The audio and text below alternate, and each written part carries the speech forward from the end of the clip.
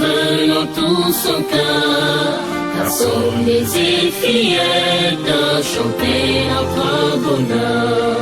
Et nos voix cristallines du monde sur les lots, de raison fautine, merci chère maman. Souvent dans la détresse, j'accours vers toi le temps, un geste de tendresse console ton enfant. Que puis-je encore te dire, oh ma chère maman, va dans le doux sourire, apaise mon tourment.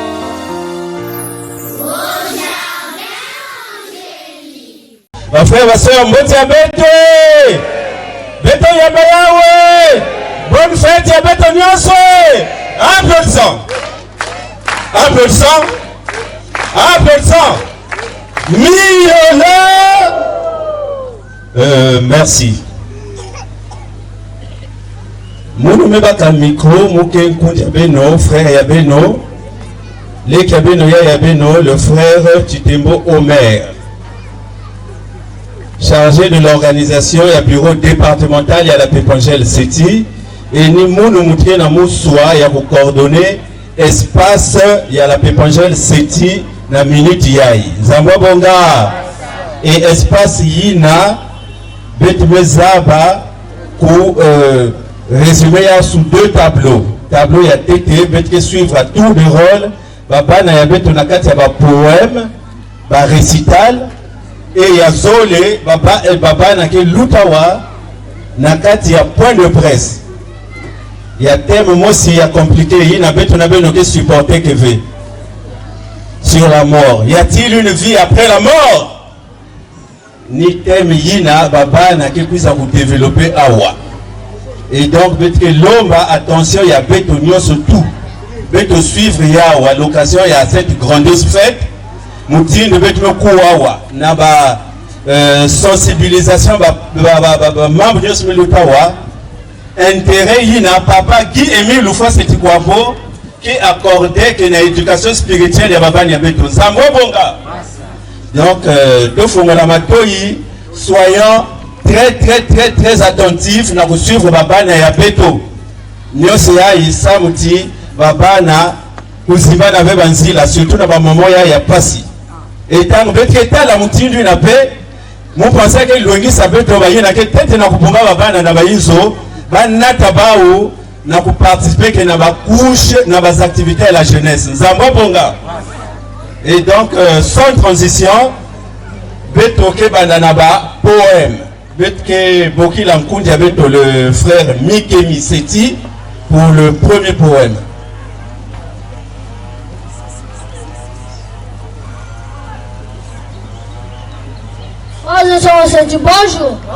Bonjour.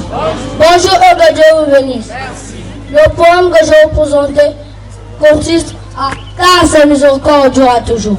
Car sa miséricorde durera toujours. Guy Émile Loufa Setikwabo, le Dieu créateur, toi qui viens de nous donner une belle journée pour célébrer la fête internationale des jeunes prédicateurs. Béni sois-tu. Et que tous les lusolifiés disent car sa miséricorde durera toujours. Émile, tu es le Père de gloire, l'alpha, l'oméga établi sur terre, d'éternité en éternité, pour régner éternellement. Sois glorifié. Et que tous les lusolifiés disent car sa miséricorde dure à toujours. Le lion de la tribu de Judas, qui siège dans la louange, au grand chanteur du mont Kari, sanctifie et bénit cette assemblée. Et que tous les lusolifiés disent car sa miséricorde dure à toujours. Poème présenté par le frère Michael Pika Seti Shabbat, membre de l'OPH, sous-section Patmos, section d'arrondissement Patmos, qui vous disent tous au revoir et à bientôt. Maboko. La sœur Nataoun. Chers frères et sœurs, bonjour. Bonjour et que Papa Guy Émile vous bénisse. Merci. Le poème que je vais vous intituler est tiré de la Bible. Il arrivera dans la suite des temps que la montagne de la maison de l'Éternel sera fondée sur le sommet des montagnes, qu'elle s'élèvera par-dessus des collines et que des peuples y afflueront. Des nations s'y rendront et diront: venez et montons à la montagne de l'Éternel à Karikari, à la maison du Dieu de Jacob, afin qu'il nous enseigne ses voies et que nous marchons dans ses sentiers. Car de Sion sortira la loi et de Jérusalem la parole de l'Éternel. Il sera le juge d'un grand nombre de peuples, l'arbitre des nations puissantes et lointaines. De leur glaive ils forgeront des oyaux et de leur lance des serpes. Une nation ne tirera plus l'épée contre une autre et l'on n'apprendra plus la guerre. Ils habiteront chacun sous sa vigne et sous son figuier et il n'y aura personne pour les troubler, car la bouche de l'Éternel des armées a parlé. Inspiré du livre de Michée 4, de 1 à 4, c'était la sœur Nakaonda Daniela, membre confirmé de l'OPA, sous-section Oreb 6, section d'arrondissement Oreb, qui vous dit tous au revoir et à bientôt. Applaudissez. Merci. Gleto Kebokila, la sœur Kosa Melvi Mayala Soni. Kosa Melvi Mayala Soni. Pour un poème sous forme de dialogue.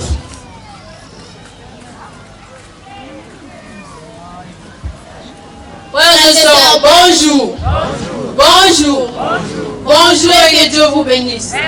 Nous allons vous présenter notre poème qui est intitulé La révolution spirituelle. Homme de la terre, homme à la nuque raide, qui que tu sois, d'où que tu viennes, écoute la cloche céleste. Écoute la trompette céleste. Trompette qui marque l'avènement des hommes nouveaux. Trompette qui annonce un bouleversement, une révolution.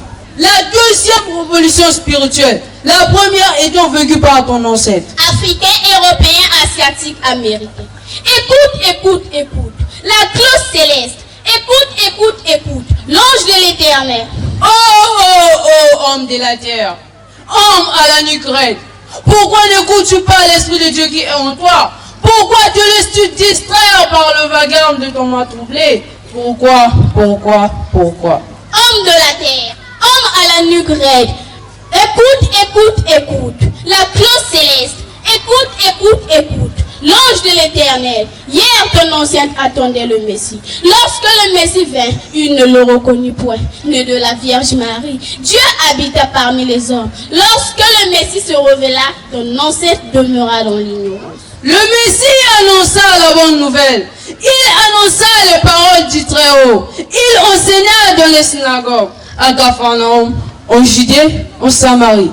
Ton ancêtre ne le reconnut point. Les docteurs de la loi, les scribes, les pharisiens, personne ne le reconnut. Le Messie fut plutôt persécuté. Pleure, homme de la terre, homme à la nuque raide. Mais pourquoi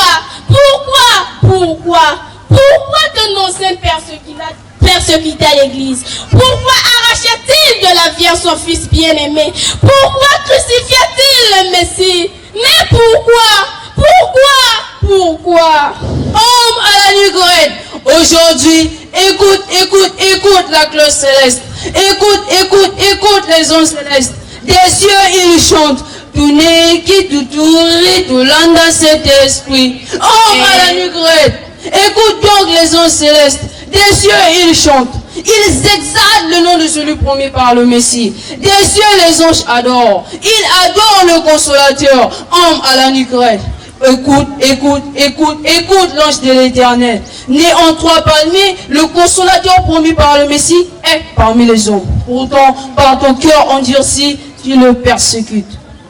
Pleure, homme de la terre. Mais pourquoi tant d'acharnement? Pourquoi tant d'attentats? Pourquoi le bruit de botte le 5 février 2002 à Yalan Sangaman? Arrête, homme de la terre. Arrête, homme à la nuque raide. Le consolateur est immortel. Il est le chemin. Il est la vie éternelle. Il a été au commencement. Le consolateur est immortel. Il est Dieu Créateur, le consolateur est immortel. Oui. Guy Émile Oufosé Tukwabo, le consolateur, est immortel. Oui, immortel. Tu croiras en lui et tu auras la vie éternelle. Tu prieras en son nom et tu seras exaucé. Oh! Non, mais que dites-vous? Oui, homme à la nuque raide. Tu croiras en Guy Émile Oufosé Tukwabo et tu auras la vie éternelle. Tu prieras en son nom et tu seras exaucé. Oui, je crois. Récital du frère Talula Léonard, Présenté par la sœur Kossanel Viprel, cliente de l'OPA sous-section Melchisedec 8, section d'arrondissement Mel.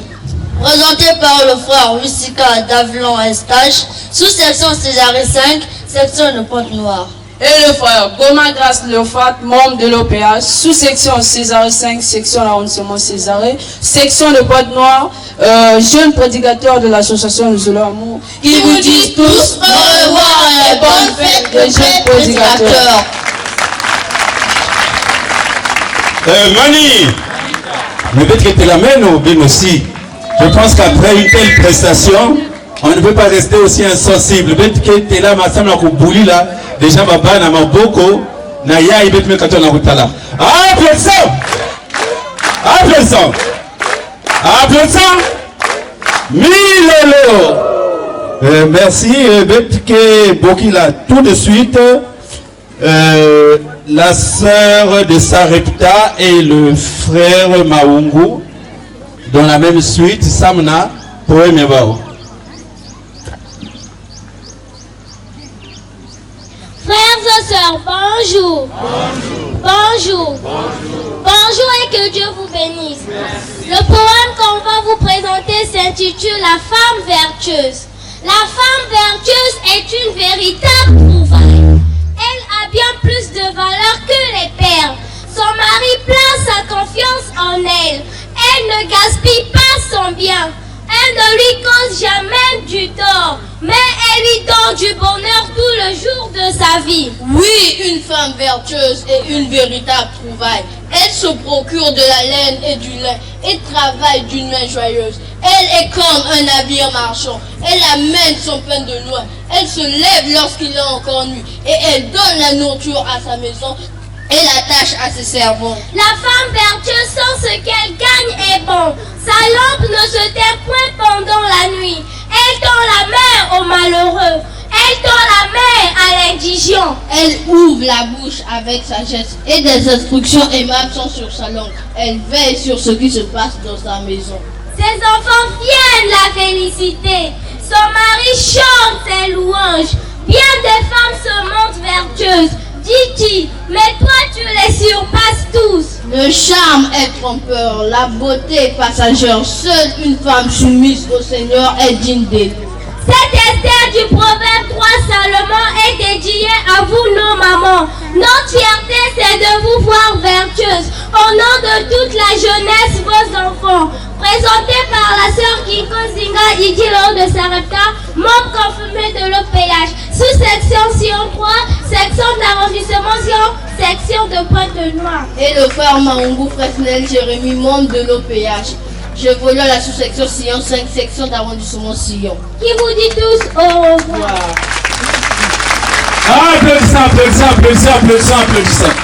Applaudissons.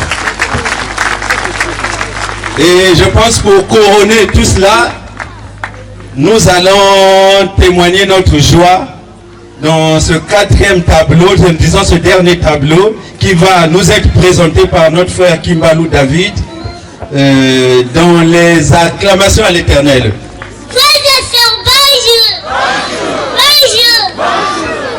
que Papa lui vous bénisse. Je vais vous présenter tous les 4 acclamations de l'OPA. Acclamons pour notre Créateur céleste. OPA séparé Yahvé le Tout-Puissant, le Dieu d'Israël, le Dieu des armées, le célèbre des célèbres, le Dieu des dieux, le Père céleste, redoutable, Dieu d'Abraham, d'Isaac et de Jacob, Dieu des très hauts.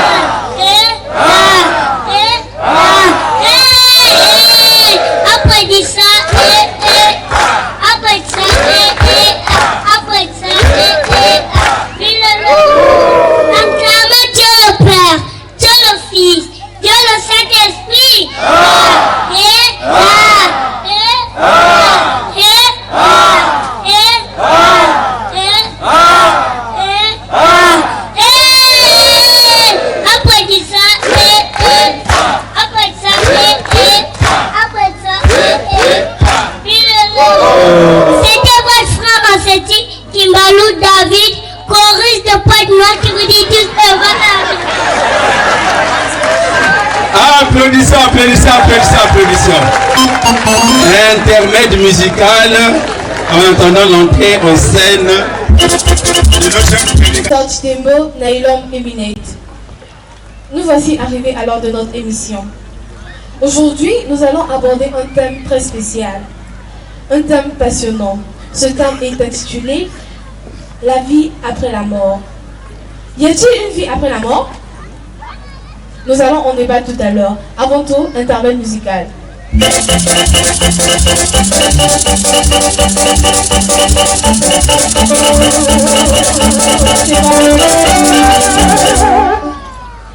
La vie.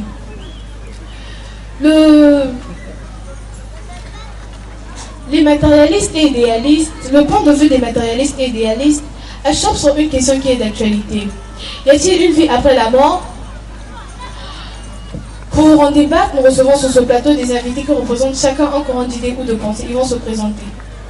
Le frère Kindo Brice, membre confirmé de l'OPH. La sœur Clarisse Gomez, membre de l'OPH. La sœur Chitembo Romélie Sétinette, historienne. La sœur Basile Pessi Lorette, historienne. La sœur Kinko Zingé Dilo de certains pasteurs. Monsieur Wissikan Loïc, marxiste. Merci. La vie. La vie est un ensemble de phénomènes qui se résument par la nutrition, la croissance et la reproduction. Le phénomène commun aux êtres organisés qui constitue leur mode de vie propre de la naissance à la mort. Et la mort est la cessation complète et définitive de vie. Depuis la nuit des temps, la notion de la mort divise les hommes de science, philosophes, etc. Certains disent qu'il n'y a qu'une seule vie qui cesse après la mort. Par contre, d'autres soutiennent qu'il y a bel et bien une vie après la mort. Monsieur Wissikan Loïc, vous êtes philosophe, marxiste. Selon vous, y a-t-il une vie après la mort? Une vie après la mort? Oui. Voilà enfin un thème passionnant. À mon avis, Dieu ou les dieux n'existent pas. Et de toutes les façons, s'ils existent, ils n'ont aucune incidence sur la vie des hommes. Et la mort non plus n'existe pas. Car la mort est la privation de toute sensation. Et les hommes ont peur de la mort pour rien. Car la mort et les hommes ne se rencontreront jamais. Parce que quand la mort arrive, nous ne sommes plus là. Et il n'y a aucune vie au-delà. Le monde n'a jamais été créé. Il est incréé. Le monde n'a jamais été créé, il est incréé. Il n'y a pas de vie après la mort. Bien sûr. C'est l'avis du philosophe Loïc Nzondi. Nous allons écouter le point de vue du pasteur. Il n'y a absolument aucune raison de craindre la mort. Dieu est le même de l'autre côté de la tombe que de ce côté-ci. Et la Bible nous dit qu'il est amour. Nous savons qu'il est aussi toute intelligence et toute puissance. La plupart des humains, il est vrai, redoutent plus ou moins la mort. Mais cette crainte est en partie normale. C'est la peur de l'inconnu qui nous affecte tous. La peur de faire un saut dans l'obscurité. Or, la vérité, c'est qu'il n'y a pas de mort. Quand notre vie terrestre prend fin, nous quittons notre corps humain et nous allons sur un autre plan. Les justes vont au paradis et les méchants vont en enfer. Paradis. Enfer. C'est bien cette théorie développée par la religion que Karl Marx a combattue, vous savez.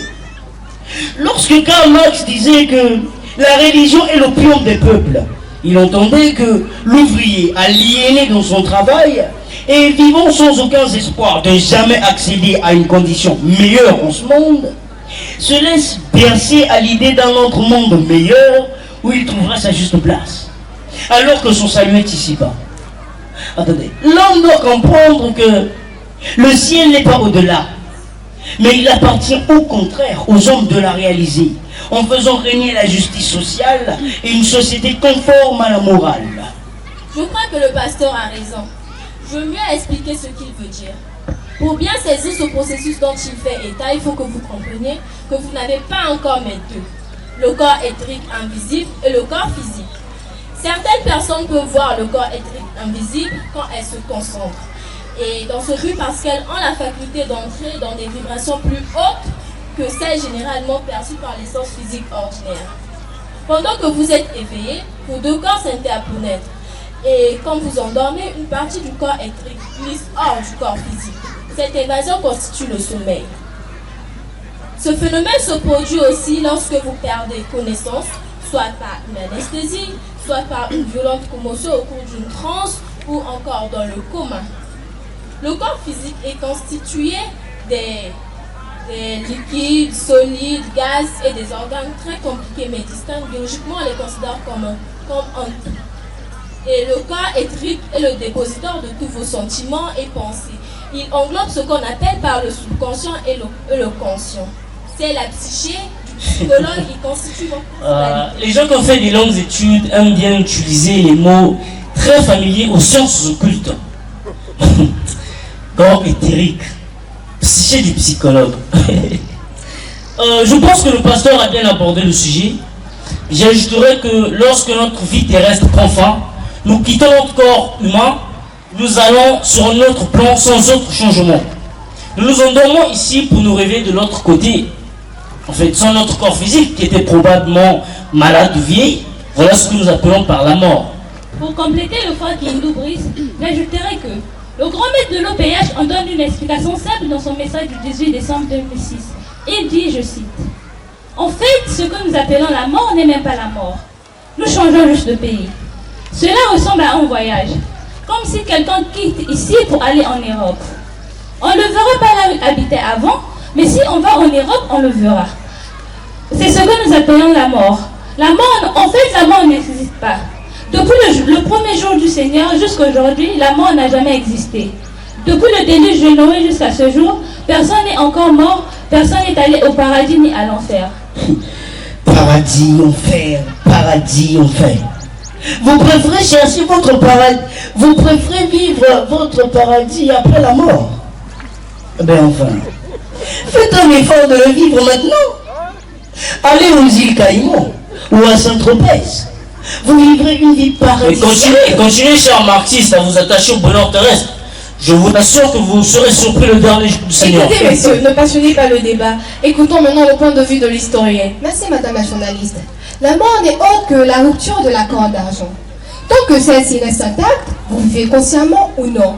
Quand elle se rend, elle entraîne la mort. Au même instant, votre corps éthérique, c'est-à-dire votre personnalité, se sépare de votre corps physique et votre vie sur le plan terrestre est terminée. Non. Moi, je ne suis pas de votre avis.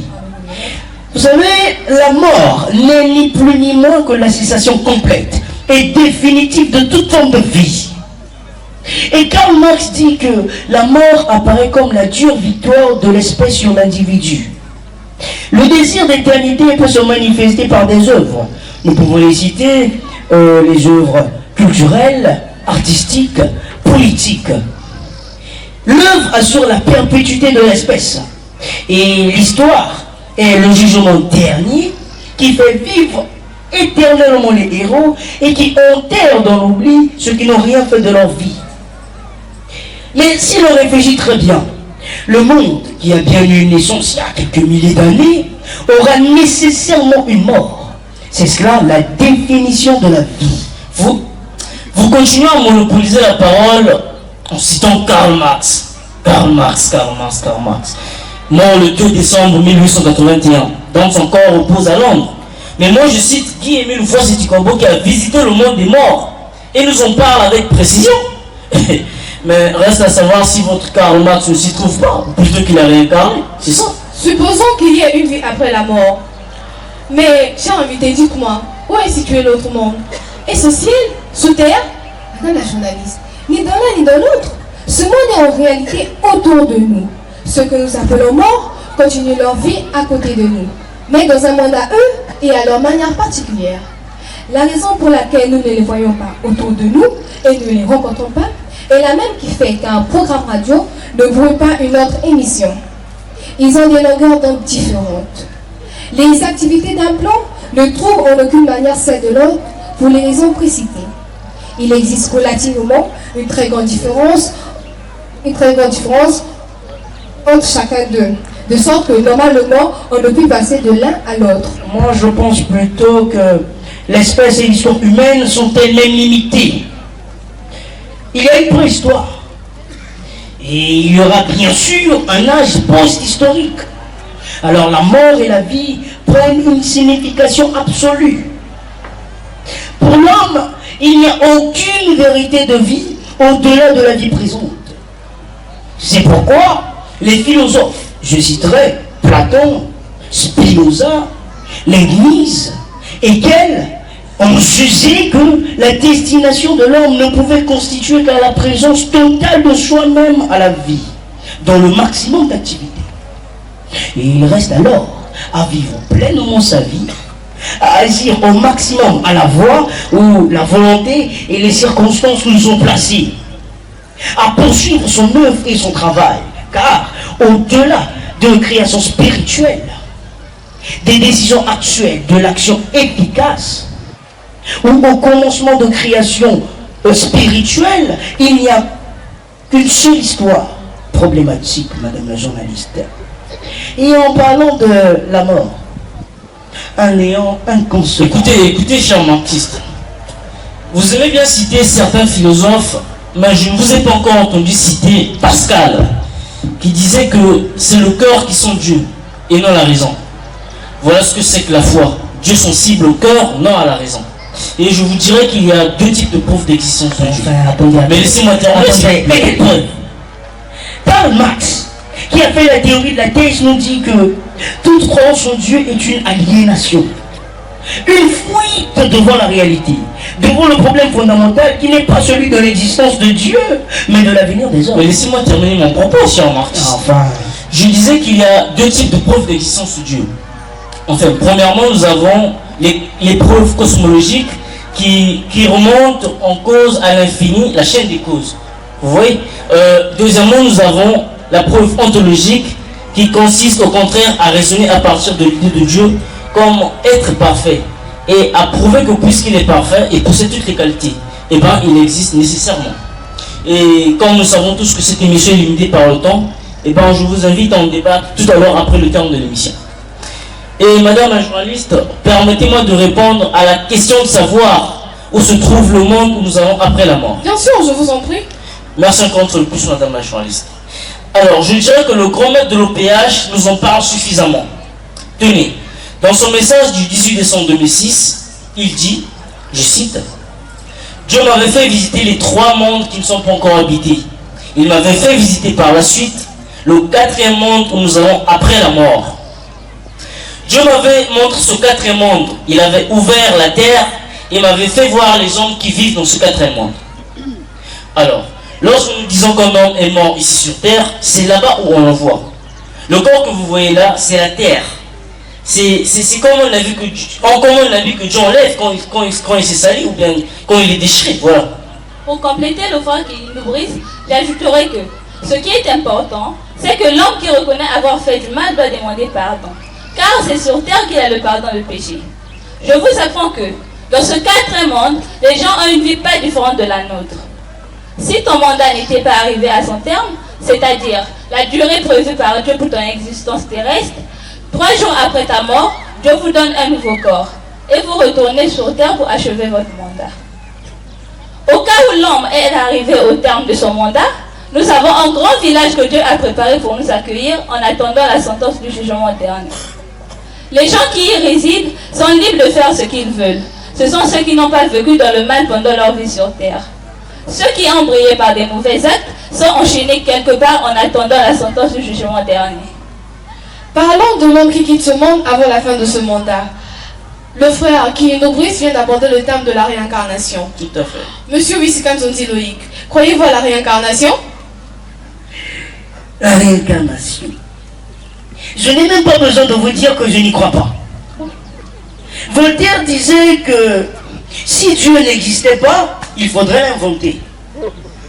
Car s'il n'existe pas, tout est permis. Là, je m'insurge sur tout ce qui invente Dieu. La réincarnation et tout ce qui s'ensuit sont pour la simple et seule raison que tout soit permis, madame la journaliste. Je pense qu'il faut arrêter de parler ainsi, cher collègue. Eh bien, comment ça? Moi, si j'étais athée comme vous, je ne croyais pas d'une vie après la mort ni de l'incarnation avant de connaître la mort. Quoi? Êtes-vous déjà mort? Vous êtes un mort vivant? N'ironisez pas, cher collègue, s'il vous plaît. Je suis sérieux, j'ai un cousin qui était mort pendant 3 jours. Wow. 3 jours sans vie? Bien sûr que oui. 3 jours sans vie, sans comprendre, solitaire. Il était là dans la chambre mortuaire. Il regardait autour de lui et il se voyait couché sur son lit de mort. Il voyait sa femme, sa famille, ses amis pleurer à s'enjamber. Il les appelait, mais à sa plus grande surprise, personne ne l'entendait. Pendant que tout le monde pleurait, une personne est venue le prendre pour lui faire visiter un long bâtiment qui contenait plusieurs chambres, dont il ouvrit l'une après l'autre pour lui faire voir ce qu'elle contenait. Certaines étaient remplies des objets en valeur, assiettes et lits en or, d'autres étaient vides. Après, ils se sont retrouvés dans une chambre où il n'y avait qu'une chemise. Le cousin avait tout de suite reconnu la chemise qui était la sienne avant de l'offrir à quelqu'un qui était mal habillé. Eh bien, celui-ci le dit que c'est le seul bien que tu as économisé sur terre avant de rajouter que les objets en or et en argent qu'il avait trouvés dans d'autres chambres symbolisent la valeur d'un trésor, des biens que leur famille, leurs propriétaires ont économisés sur terre. Et bien, après cette visite, le monsieur lui demanda de repartir chez lui. Et brusquement, il se réveilla et trouva un grand monde pleurer autour de lui.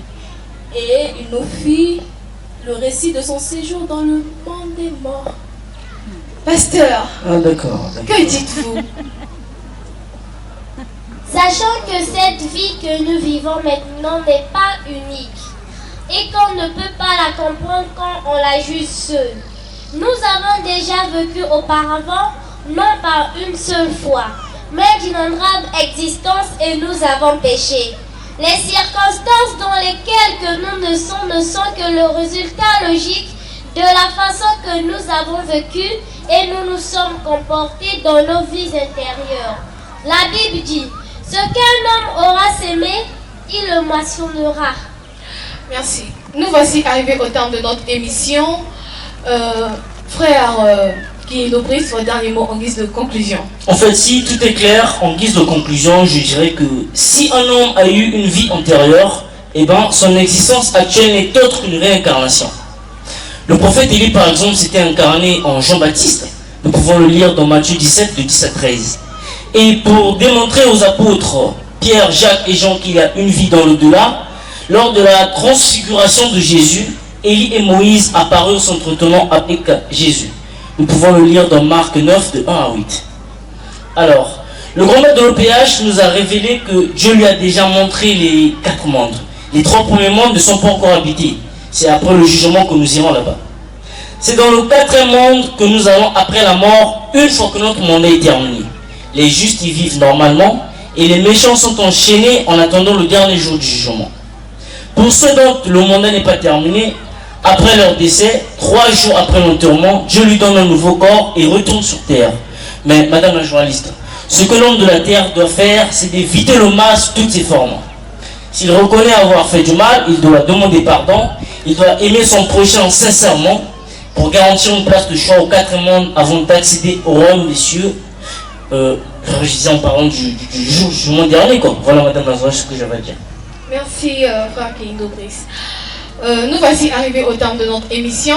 Nous disons merci à nos invités qui nous ont offert un débat de haut niveau et qui nous ont instruits sur les thèmes qui alimentent les débats. Les invités qui ont participé à la tribune débat. Le frère Kiindobris, membre confirmé de l'OPH, section de Césarée 5, section d'entraînement Césarée, section de Pointe-Noire, jeune journaliste et prédicateur de l'association de l'homme OPH. La sœur Claire Shekina Gomez, sous-section Sillon 4, membre de l'OPH, jeune prédicatrice de l'OPH. Et c'était la sœur Chitemoro Mélissétinette, membre confirmée de l'OPH, sous-section OREB 4, section d'arrondissement OREB, section de Pointe-Noire, jeune prédicatrice et journaliste de l'association de Zolamo OPH.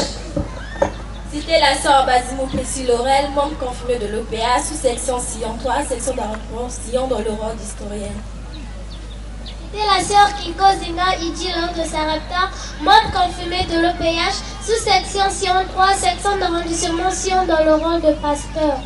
Le frère Wissika Noziloïc, membre confirmé de l'OPH, sous-section Césarée 5, section d'arrondissement Césarée, section de Pont-Noir, jeune prédicateur et journaliste de l'association Nous L'amour au PH dans le rôle du marxiste. Était à la réalisation des frères Léonard Kalula, Omer Titembo, Luli Titembo, Destin Kivuvu. Devant le micro, vous avez eu la sœur Titembo Nailon Eminette, membre confirmé de l'OPH, sous-section Sillon 2, section d'arrondissement-Sillon, section de Pointe-Noire, journaliste de l'association de Zolo Amour OPH, qui vous disent tous au revoir et vous souhaite une très bonne fête des jeunes prédicateurs.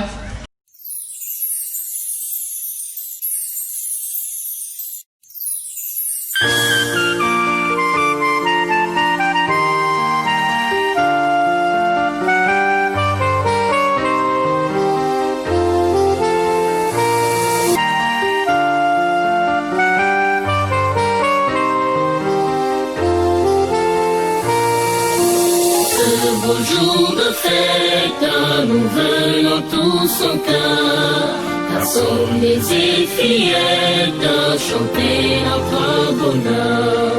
Et nos voix cristallines diront lancer l'élan, même de ta sans fautine, merci chère maman. Souvent dans la détresse, j'accours vers toi le temps. Geste de tendresse console ton enfant. Que puis-je encore te dire?